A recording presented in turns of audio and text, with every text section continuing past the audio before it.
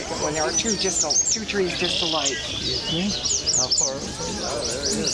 Oh, there it is. Right in the middle of the boardwalk, lady. Oh, yeah. Oh, that's the red one. Oh, I'm sorry. What did you say? Birds. They walk.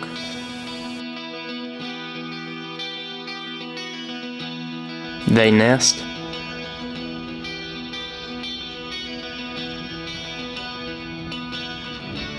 They hide.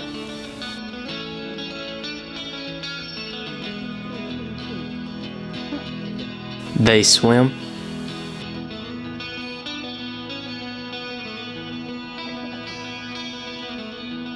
They sing.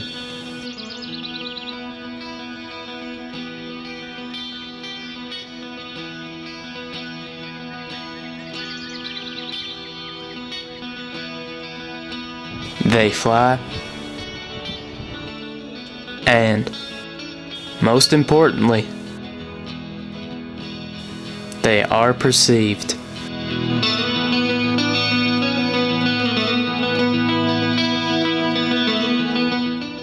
To introduce you to this nature lover's pastime, we take you to McGee Marsh in northwest Ohio, otherwise known as the warbler capital of the world.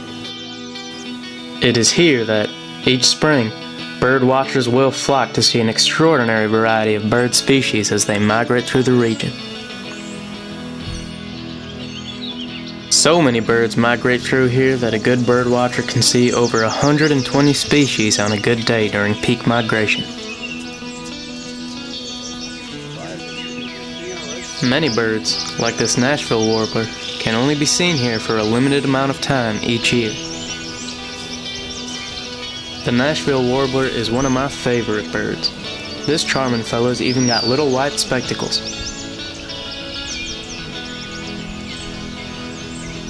It is for this exciting variety and quantity of birds that people of all ages and backgrounds come to Northwest Ohio for the so-called biggest week in American birding. Here's a bay-breasted warbler.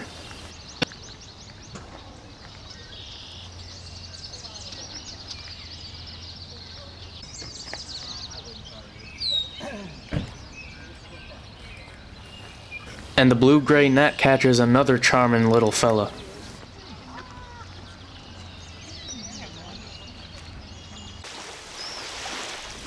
Some bird species, such as the Blackburnian warbler, have come all the way from South America, and their journey won't end until they've ascended well into Canada.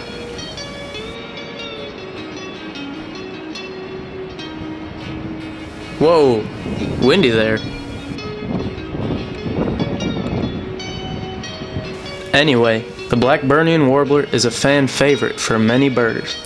It is arguably the most beautiful bird found here during migration, making it a unique experience to witness its spectacular journey northward, if only for one brief stop.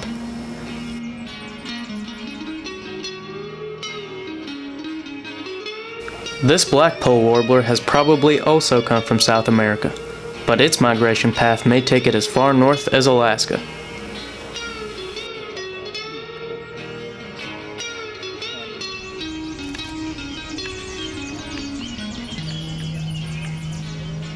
Meanwhile, the Cape May warbler is arguably the most beautiful bird that can be seen here at McGee Marsh. Like many migrants, Cape May numbers can vary greatly from year to year. There's been years where I only see a few all spring, and other years where they're just all over the place. Luck of the draw, I guess. Take some time to observe.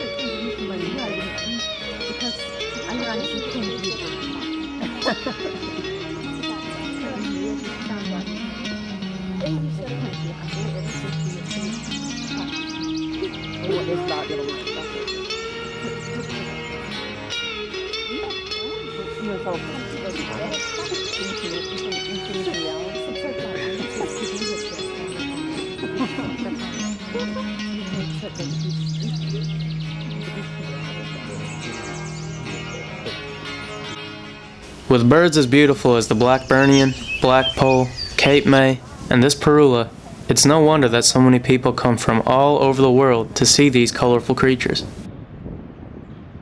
Not only is the parula arguably the most beautiful bird you can see here at Magee Marsh, it also has a very distinctive song. Take some time to look at this parula.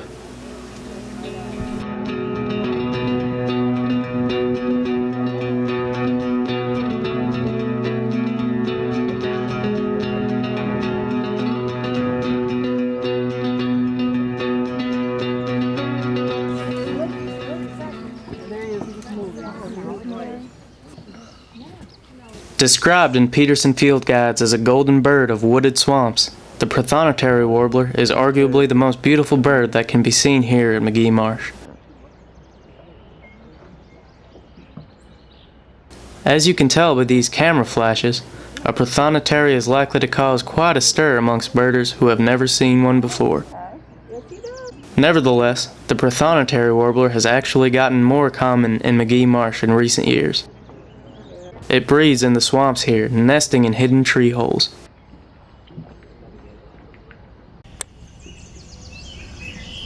Another bird that's likely to cause quite a stir amongst birders is the orange-crowned warbler.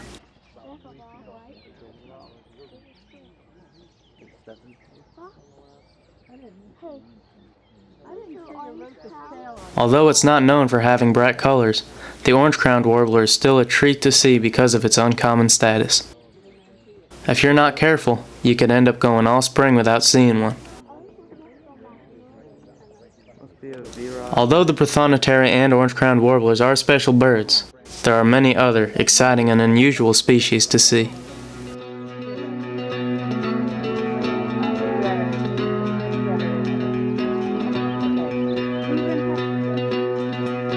Perhaps the grandest bird of them all is the cerulean warbler. Although it is fairly common in other parts of North America, the cerulean warbler is rare here in Magee Marsh.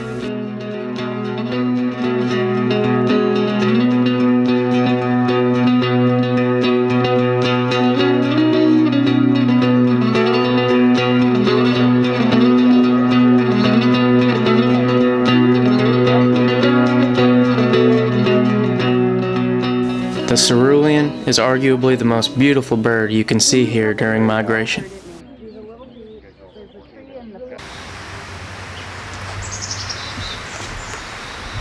While we've already shown you a slice of the birdwatching life, it's important to understand that the activity of birdwatching goes far deeper than the simple act of watching birds. Don't believe me? Well, hear it from these charming birdwatchers. Coming up here to Magee Marsh since I was a little kid, probably 10, 12 years old, and it's kind of a tradition. I used to come up with my dad and my brother, but it's an addicting place to come.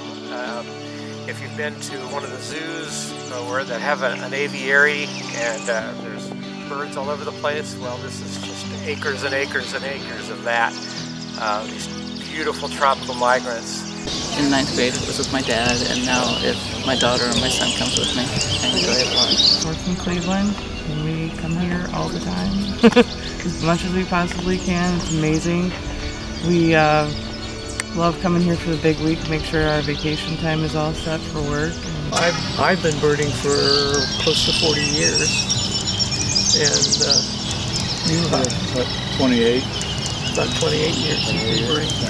Once we got married, we had somebody to bird with, and his interest grew more. Most of my friends that I bird with are Amish. They're some of the best birders. You start when they're 8, 10 years old birding, and we enjoy birding with them because they teach us a lot, really do. And they bird by ear, which we're just learning to do.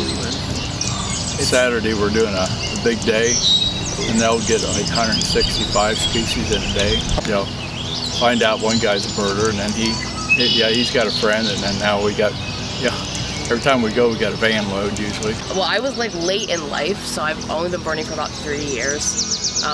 It started, I was at the park at Wildwood, and there was this poster on the wall that has all the backyard birds that you'll see. And I just started like matching them up and realizing like exactly how many birds just are alive in general, and it blew my mind. And I wanted to see them all and learn their names, and it was like a fun challenge. And I came out here and kind of like made friends with a bunch of birders, and now I'm just here, in it, all the way. As you've seen, birdwatching is a way to meet new people and spend quality time outdoors with those you already know and love. But birdwatching can also take you places you never would have gone before and change your life in ways few things can. It's kind of a personal story, but I'm happy to tell you that got to the point in my life where I wanted to have a child and I couldn't have one. And I had a lot of deep pain about that. And so I needed some joy, and someone suggested birding. So I started watching birds. I've watched birds all my life, but got a pair of binoculars and I started really looking at them. It gave me a lot of joy. Actually, it gave me the inspiration to go and adopt a child, which is just what I needed to do. But I continue to come year after year. I brought my child up birding just by pushing the little stroller, and through that I would say he learned important things about our environment. I think that when you look at birds you realize how fragile everything is, and that we need to really get along well with our earth and be good to her if our children are to go on. So birding brings me a lot of joy. I find it a spiritual kind of nourishment to see what's happening out here and how everything is really connected here on Earth. I was very depressed and not leaving my bed for a while, but thankfully I had a window right outside my bed, and I, just like Phil was saying, I saw this really crazy colorful bird one day, and I was like, I know it's not a blue jay, it's not a robin, it's not a cardinal. So my mind was blown. And it was a cedar waxwing. I got a book, and yeah, just kind of took off from there. Now that we're retired, we're here this year for a full 3 weeks, which is kind of wonderful. And we travel all over the country bird watching, and this is one of our favorite places to come. We just love seeing the variety of warblers and thrush that we can see here. Of course, many of the stories people tell are about the birds themselves. Oh, best memories. It's usually up here. There's some really good days up here. Some bad days, but most of the time's good. Yeah, we had a wonderful trip in North Dakota. We saw the ibises and the black chestnut-collared longspur and black-necked stilt, Sprague's pipits. And, we got a guy to guide us, and we put 350 miles on the car in one day. And it was one, and he didn't charge us a thing. We bought his supper, you know, and it was interesting because his eyesight's not very well, and he birds by sound. It was interesting, but man, did we see the birds, and just of course birds we don't get around here very often, if at all. And so that was a wonderful trip. As everywhere you look, there's a different warbler, or like a new, or like an eagle flies by. It's coming to see all the different kinds of people and where they come from and what they're excited to see. You can see 100 to 150 species in one day if you know what you're doing. So you can't get that any other time of year. In terms of what's around here right now, I like blackbirdian warblers, cerulean, and Canada, like the ones that go all the way to South America and winter in the Andes. Like they're a good little trio. And after high school, I lived in Ecuador for a year, and it was really nice having those familiar birds around. Kind of like reminds you of home when you're homesick. And this is my second time here at McGee Marsh. I am a new birder, only been birding for about 2 years. My ultimate goal is to see as many warblers as I possibly can. I really enjoy everything that you can get here. I think I've gotten about 20 or so warblers, so I'm very, very excited about that. but it is a wonderful place, great experience. I'm here at McGee Marsh for my first time. I just have a day to spend, so I'm trying to get some warblers, and haven't had much luck yet. Not going to try all day. Turkey vultures. Those are good. They throw up on people. Not people. Well, I mean, maybe people. Depends on your attitude and how close you're getting. Yeah. I don't know. What about you guys? I'm really partial to like bitterns. Yeah, at least bitterns. Bitterns and like any like strange, creepy bird that like kind of creeps down low and you'll hear at nighttime. Anything like that. Bitterns, nightjars. You like the shady birds? I like the shady birds. Yeah, the ones you gotta work for? Yeah, the ones you gotta work for. Cape Town in South Africa. This is my first visit to the biggest week. It's a world-renowned event, so it's quite great to get here and come and experience the migration. I've only just recently arrived, so I don't have a whole lot of experience, but what I've seen so far has been fantastic. Just loads and loads of migratory birds moving through, and really exciting to see all of these birds. Indeed, it appears that McGee Marsh is a place where man and nature exist in harmony, where people come simply to enjoy nature and appreciate life. But ironically, McGee Marsh was actually started by hunters.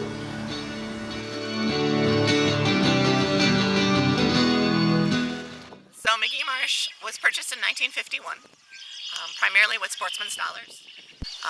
Throughout the fall, we have a controlled duck hunt here. Early on, this area was attempted to be drained and farmed. The duck hunters back in the early 1900s realized that they didn't want that to happen. They wanted to preserve a spot for them to go duck hunting. In the spring here in Northwest Ohio, there is new life, peace. Man comes simply to appreciate the beauty of birds and of nature in general. The fall, however, marks a conclusion to this innocence. The warblers' bright colors have molted away as they return south for the winter, and man comes here with guns to kill some ducks for the heck of it. While hunting might seem questionable to a birder, it's funny how bird watching here at McGee Marsh would not happen if not for the money provided by hunters. Perhaps this land would be a farm, a factory, or a housing development. Without death, there would be no life for the birds here at McGee Marsh.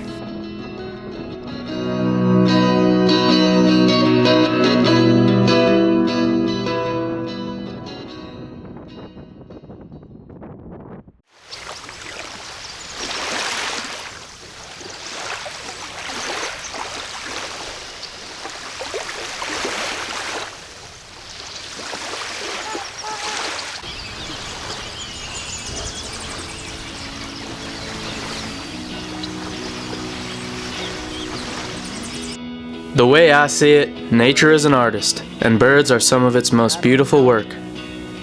You know, all around us used to be forest, swamp actually here in Northwest Ohio. There used to be more trees, more birds, and more animals, but we tore it all down for our farms and our buildings. No, I'm not one to complain about farms and buildings, but I think we can all agree that there's something funny about the world we have created. For example, there's paintings that sell for hundreds of millions of dollars. And while a museum in France could probably trade a few square feet of Smirkin' Lady for a small country if they wanted to, an acre of Amazon rainforest can be bought for almost nothing.